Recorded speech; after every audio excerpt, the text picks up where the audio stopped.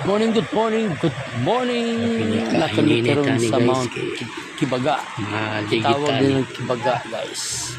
Nindot kaayo kaliguan diri nga suba. Pero apan, delikado lang diri kay dagang halas nga mugugod ka mo. Ang style sa halas, guys, pag makita ka niya, magtinguga na siya. Kapag nakita guys, di mo masabot yung tingog, mura sa langgam, mura siya saan, lahi nga langgam katingog ang ginabuhat sa halas, guys.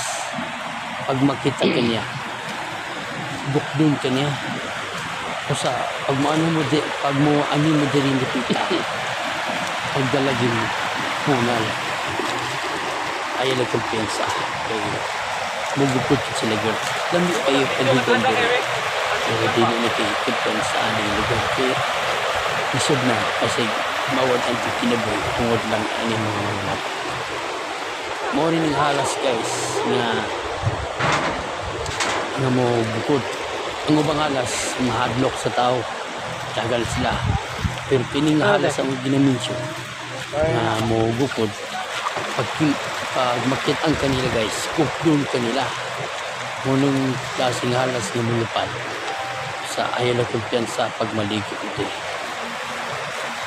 Ang pinaka-importante, guys, before mo mga ligo, before mo ano diri, ang pugitagit kay mamawara ang atong panlaban.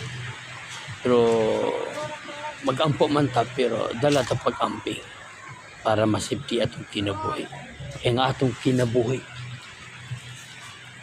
kasaran ni muna yung sa halas kay kining nga bangaga. Ang uban na sa kabatuhan tago sa ayaw lagi kumpiyansa gyud.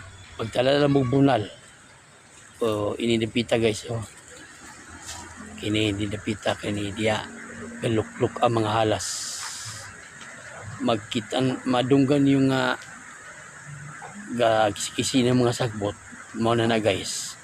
Dagan na lang yun kaya padili ka maunahan para masipting atong kinabuhi o labos tanan ampo kita yun o dinirugutob mga amigo-amiga asa man tang paingon nga lugar ampo kita permiti para masipti ang atong kinabuhi.